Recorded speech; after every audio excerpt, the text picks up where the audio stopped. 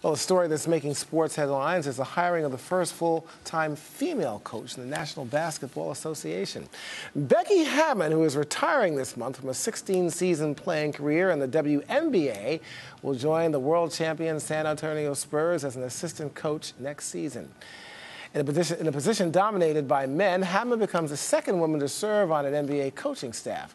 Lisa Boyer was a part-time volunteer coach with the Cleveland Cavaliers. Well, Brandon Robinson is a sports writer at The Source magazine, and he joins us here in the studio. Look, I think this is a great day for women as well as the NBA. I do, too. I think we're progressive as a nation where it's not uncommon to see people of color, even women, in positions of power and leadership. I think it's great. The thing that gets me about this is, knowing a little bit about Becky Hammon, she's a brilliant basketball mind. And Greg Popovich is a brilliant basketball mind. So you know that he's not going to hire anybody that is not going to do the San Antonio Spurs justice, but also that has the respect of the players. And from what I understand, that Becky Hammon has the respect of these men. A 16-year WNBA veteran. I think Becky Hammon definitely has the respect of the players. Funny story, she actually was on as an intern with the team when she tore her ACL back in 2013. She had some people inquire with Coach Pop about the potential of just working with the team. She saw the bigger picture after retirement. She's 37 years old, and she kind of stuck, built relationships with players, and she's one of the top 15 WNBA players of all time. And I think it's great for her to be the first full-time women assistant coach in the NBA. It's great. Basketball skills aside, there always comes a question when it comes to hiring and employment practices of corporations, the income disparities between men and women.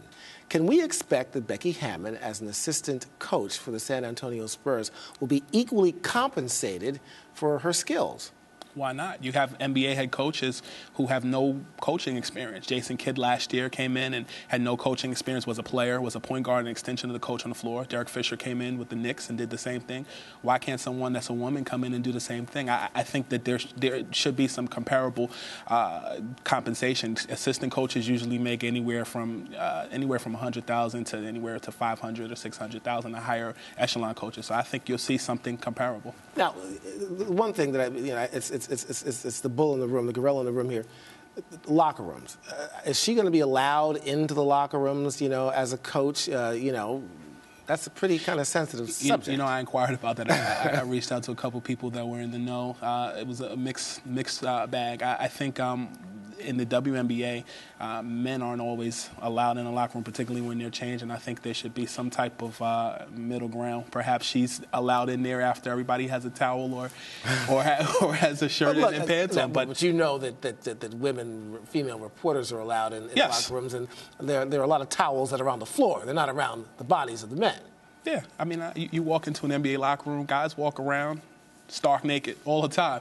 But, she made a point when they interviewed her. She said, why did people hire you as a woman's assistant coach? She said, I'm just like any of the other people that are there. And what's unique is with the San Antonio Spurs, they've always been very progressive in getting, top echelon talent, scouting overseas. They're an NBA champion this year. Tony Parker from France. Absolutely. Some of the other guys in the past, even Tim Duncan from the U.S. Virgin Islands. And Manu Ginobili from Argentina. I think that the Spurs hiring Becky Hammon to be in that position is great. Obviously, I think this will pave the way for other women coming in. Do you think other teams, especially the players, will be as accepting to have women coaching them? Sure. I think if their resume speaks volumes like Becky Hammon has, I think why not? It shouldn't be based off of the notion that because she's a woman, she can't do a job. I mean, even the NBA has become progressive. They have a woman who's now the head of the union, the Players Association Player Union. And we have the first openly gay basketball player in the NBA, Jason Collins of the Brooklyn Nets. So I think the NBA is accepting of people being who they are and playing. Yes. Lastly, the big question. Yes. Full-time head coach, female. I think you'll see that before you see a woman playing in the NBA. So, yes, I honestly do think that will happen. And that may be the next look. Thank you so much. We'll see how Becky does. Good luck to her. And thank you so much for joining us. Always a pleasure. All right. And we have this breaking news. A patient at a New York City hospital does not have the Ebola virus. The Centers for Disease Control and Prevention determined that the man held in isolation since Monday tested negative for the deadly illness. His condition is improving, but it's not immediately clear what illness he was suffering from. Well, that's all we have for today. Thanks for watching Arise America. Stay tuned tomorrow.